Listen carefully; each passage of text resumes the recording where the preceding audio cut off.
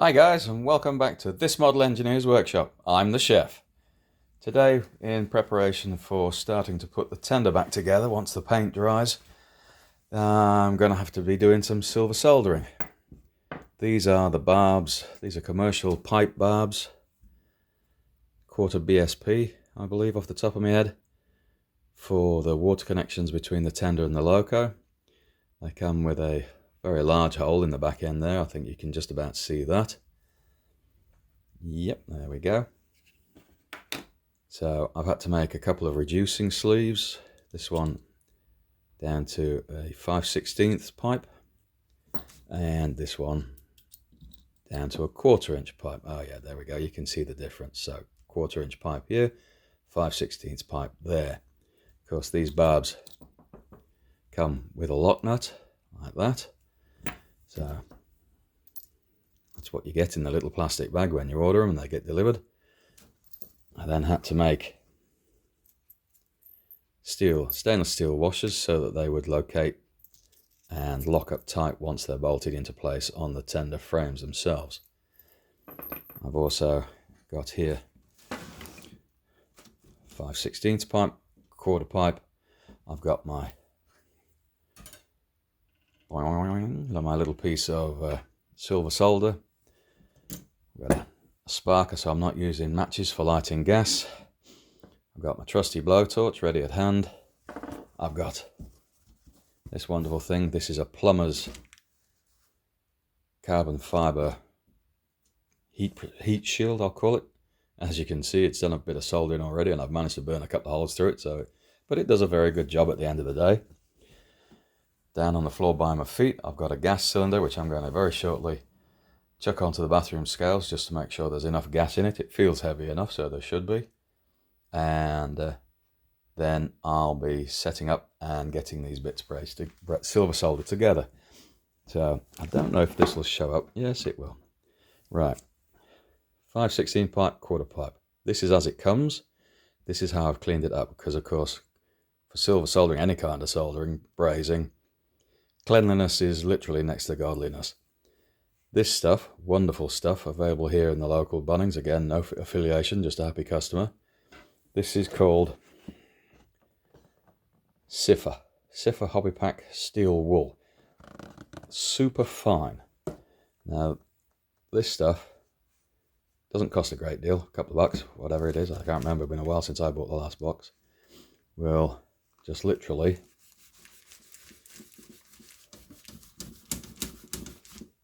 look at that. It's taking all the oxidization off that piece of 1/4 pipe. I've already done this, but I'll just give this one another couple of rubs. And that's ready to... There we go. Those are now bright and shiny, ready to silver solder. It's just taking the oxidization off. I've already done the reducing sleeves, and I've done inside the barbs. I'm going to take this nut off. I don't need to worry about putting all these other bits and the washers on the pipe before soldering these on, because this is only the first end. I'm going to leave it long on the roll at the moment, because that way I can pretty much get them bent to shape on the roll and trim them off when I've actually got the tender together. As much as the drawings give you some rough sizes, the exact size is never going to be anywhere near that, I suppose. And I'll measure up and cut and put the nipples and whatever else on the other end as and when I get that far. So I'm going to just turn the camera off for a few minutes. Going to chuck the gas canister onto the bathroom scales. Somewhere on there I'll find it. There is an empty weight noted onto the cylinder itself, so I'll be able to make sure I've got enough gas. If I haven't, well, I'll go out and get some, and I'll bring you back once I've checked the gas, got everything connected up, and I'm ready to go. I've got to mix up some flux. Didn't mention about the flux. Here I've got a very old pot of Tenacity number 4A flux powder. I'll put some of that into a little pot, mix it up with some water with the old trusty lolly stick. That will then get smeared, not too liberally, but enough into here. onto there, that then goes into there, then onto the pipe and into there, and that will then go onto here. Fairly loose, should be fine though. My plan of attack, I'll show you on the quarter one, seeing as that's on the top, is to actually mount these up as best I can, so that I can mount them so that that fitting won't do this as it heats up. It's just got to stay put like that. And this one's easy because it's actually slightly bigger pipe. As you saw, the quarter pipe will go through, so even if it goes a little bit too far, it's not going to make a great deal of difference. Just as long as I can get access to the heat to around here, and then get the solder literally into contact here and at the back of the barb itself. Get a good fillet on, make sure it's watertight. It's not going to be under any great pressure. There'll be check valves further down in the system and on the loco itself, but it's just got to be a solid and permanent connection. Alright guys, I'm going to get the bathroom scales out, get the canister weighed and get then set up, and I'll bring you back when I get to that point and we'll do some silver soldering. Okay, I'll be back soon guys.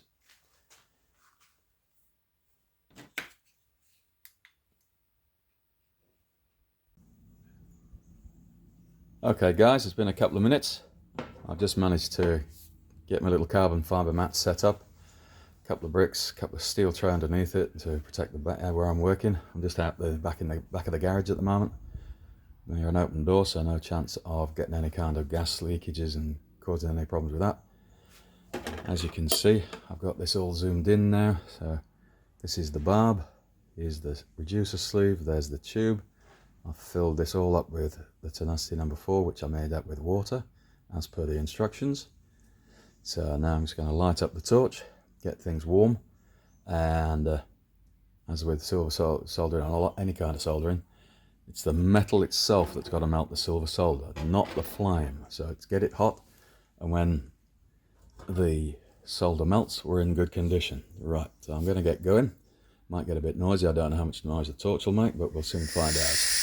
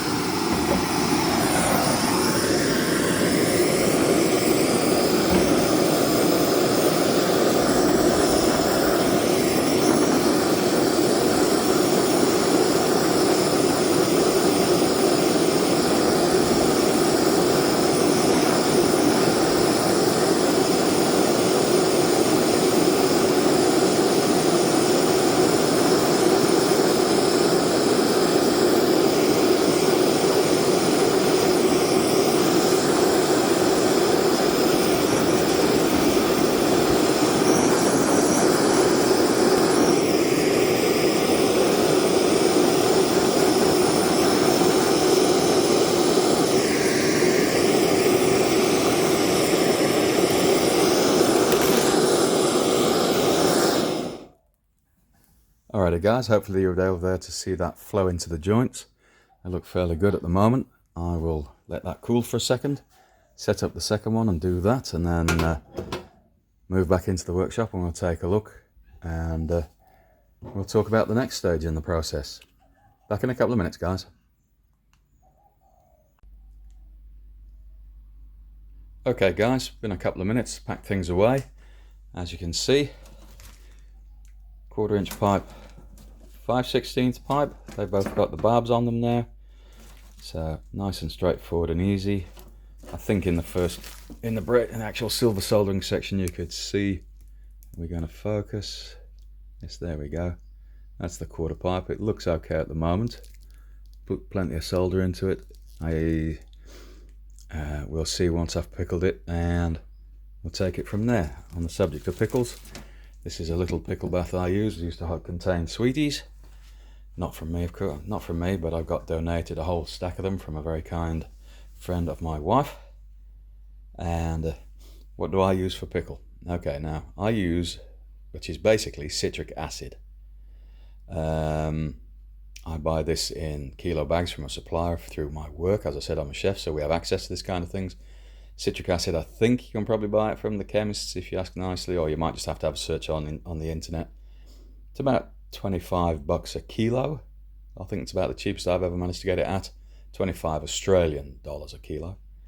You might be able to get it bigger in larger bulk purchases. I buy a kilo at a time, not that it goes off, and the bags are normally fairly well sealed. This one, for some reason, has turned yellow. Mind you, I did put steel in it when I brazed up the horn cheeks, which were mentioned in an earlier video. So these are now going to go into here. They'll stay in there for 24, 48 hours. There's no great rush. And when I take them out, again, go over them with the super fine steel wool, polish them up, have a look at the joints. They're not under pressure at any great state, so they should be fine. It'll only take the slightest bit of silver solder to make a watertight join. And then this job's done. I don't need to cut these off just yet. Once I get the tender all put back together and rebuilt, then these can go into place. I can put in the bends where they need to go and shorten as needed. That's why I've left them long. The nuts and washers doesn't matter, they'll come on from the other end. This one I believe needs a 1/4 inch, a 3/8 by 32 1/4 inch pipe, union nut and nipple.